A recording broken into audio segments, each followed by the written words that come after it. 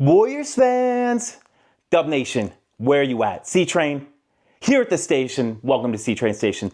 Gosh, I have some bad news. Unfortunately, it's the day before the draft, the night before the draft. It's almost over for the Warriors. It is very, very close to being over. I think that now, but by the way, like for the dynasty or anything like that, for any more like playoff pushes or pushes in general with Stephen Curry and like the Draymond Green team. And I hope that they see this. I hope that each and every one of them see this. Of course, I said my name, C-Train. I believe that I'm just totally right. But let me tell you why I think that the dynasty is essentially, it is pretty much over. Okay. The Warriors, who were a lottery team, so that's like the 14 or whatever, like worst teams in the league.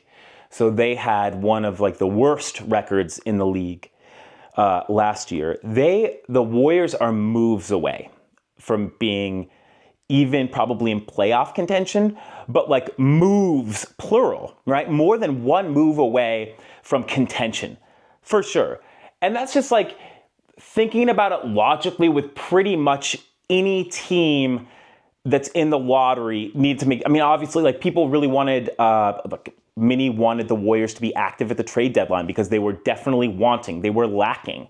They were deficient in wing defenders and also a little bit of size. Of course, like we know how Coach Steve Kerr feels about that. But regardless, I mean, he's played the likes of Bogut, David West, JaVale. He's not that adverse. Zaza.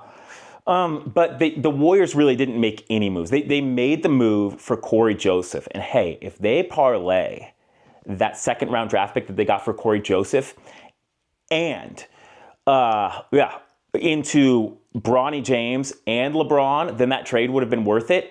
And that's with it. That's possible, but it's not, maybe not necessarily. And especially because Mike Dunleavy Jr. is at the helm. It seems like he is the type of person to make one trade and just sort of and call it a day and just quit working, quit being aggressive. It's just the way that he was as a player. It seems like the way that it's how he was at the trade deadline. And it just seems like the way that he is. So maybe more of a passive type of human being. He doesn't take the bull by the horns, doesn't take the reins in life. So it's going to be tough to follow his vision to complete success, especially like it seems like they're afraid to make one move.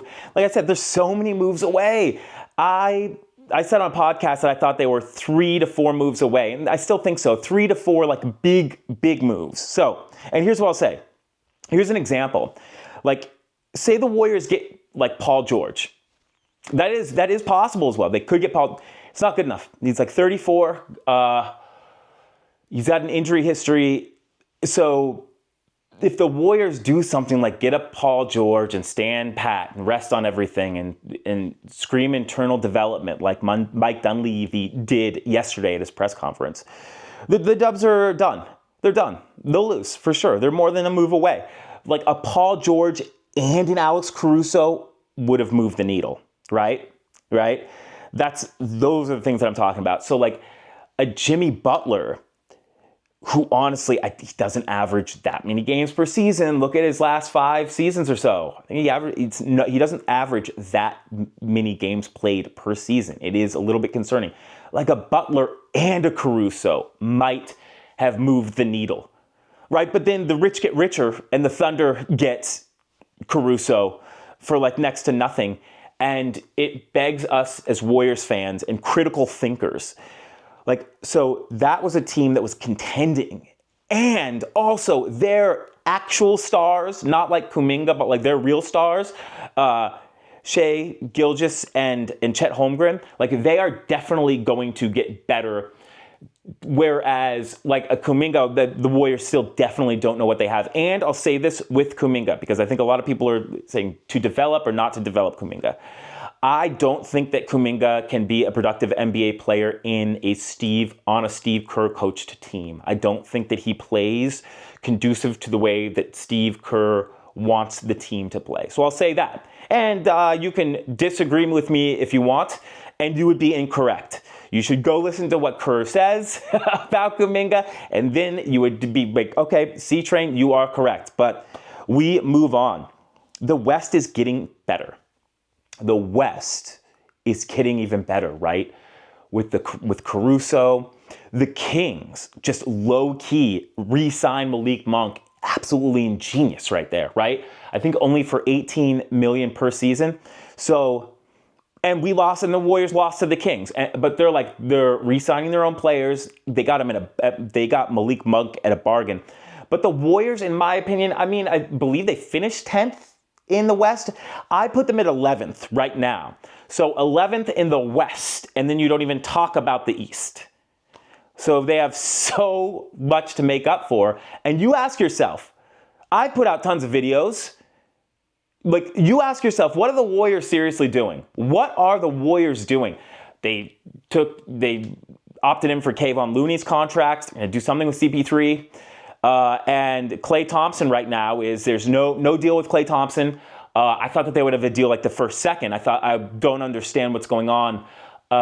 So it'll just be interesting to see the final product. Like, for sure, it's going to be interesting. They could do some damage, the Warriors, still, though. I mean, like, the offseason hasn't even, the fireworks just started. But it's the Warriors' lack of, like, just being proactive. Like, Mike Dunleavy's quote with regards to Klay Thompson, like, I don't know, we're going to, it's like, what do you mean? We're going to figure something out. Hopefully, what do you mean? Why isn't everything, like, already figured out? What the heck were you doing for the last year? Seriously, what were you doing for, like, the last year? It just makes the Warriors front office look terrible. It makes the Warriors front office, owner Joe Lacob, Kirk and Kent, I believe, and Mike Dunleavy Jr. It just makes them look bad. It makes them look like they don't have a plan. And also the thing is, it's like if they don't realize that they are like multiple players away, then they just aren't very intelligent. They're not like smart. And here, ask yourself about Kuminga. Is Kuminga even a Vince Carter level or Antoine Jameson even level talent? Hey, you tell me what Jonathan Kuminga's career high in points is. I'll tell you. It's 32 points. And I believe that he, like Malachi Flynn, has a higher career high than Jonathan Kuminga. I don't even think that Kuminga has the offensive work ethic to even average like an incredible amount of points per game. If he does, it's going to be like just total black hole style.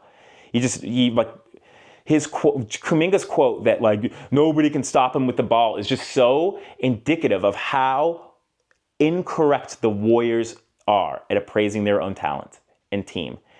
Like, Jonathan Kuminga says that he like can't be guarded like one-on-one. Who cares? The Warriors don't even play that type of game.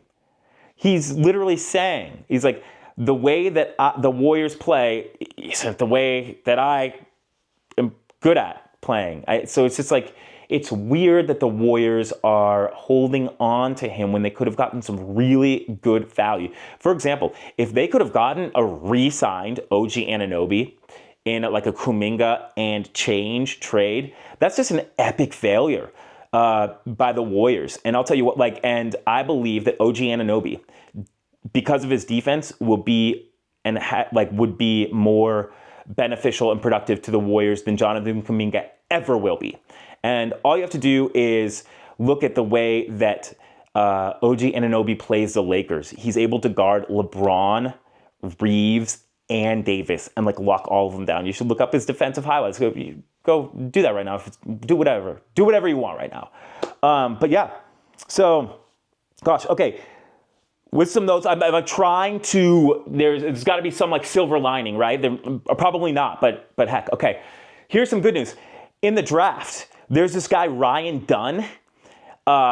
He's a guard forward. He can guard 1 through 4 at least, out of Virginia. If the Warriors somehow get him in the second round, that pushes like Moody. He's such a good defender. He's such a good defender. Like, he's like Herb Jones level. And so to me, that would push a lot of it would solve a lot of wing problems for the Warriors. Like just young, athletic, and he's a steal if he were available in the second round. Ryan Dunn, remember that name. But I just, there's not many moves, but I'll give you one. Kevin Durant, solely Kevin Durant can help change the Warriors immediately. He has the track record and that history. And yeah, absolutely. Like Durant, Curry, and Draymond are older. And also, they're still good enough to make, they're just, those guys together are really hard to beat, I think, regardless of how old they are, as long as they're healthy. I think we can all agree, right, that a sub 40 KD, Draymond, and Steph is hard to beat. So KD would be amazing. LeBron as a one-off would be amazing. It's LeBron. It's LeBron. He can like manufacture his way into the playoffs and win in the playoffs. He can manufacture some really good wins, like just politicking, even with refs. So, but here are some, they're good, but they're not great. And if they one off, I believe it's fool's gold. Dejounte Murray, Zach LaVine, and Paul George. I think that all three of those guys, if we were to get one of them and then rest on that, I don't think it's a recipe for success. The Warriors are multiple moves away. Multiple moves away. So yeah, we'll see. Maybe the Warriors have like a blockbuster. If they could get two really high-level players in one trade, maybe they're like only one or like, you know, instead of 3 or 4 moves, maybe they're like 2 or 3 moves away. We'll see. This is not a good news. This is definitely bad news. I get bad vibes because it is super weird that like I find it odd that the Warriors, it seems like there hasn't been a decision made yet on Klay, for example. Like I thought that they would have just re-signed him immediately because they're probably going to be a second apron team. However, if they're not signing him right now because they want to stay under aprons or whatever, that's all good. So, is it too early to tell? Yes. But are the Warriors already off to a bad start because they're so many moves away from actual contention, from being like favorites, which we want them to be with Steph and Curry? I think that that's a valid question to ask. Where are the Warriors at right now? The Thunder, from when they made that surge in the playoffs to now, they have improved, and improved by a good amount. They added an all-defensive team defender. What have the Warriors done?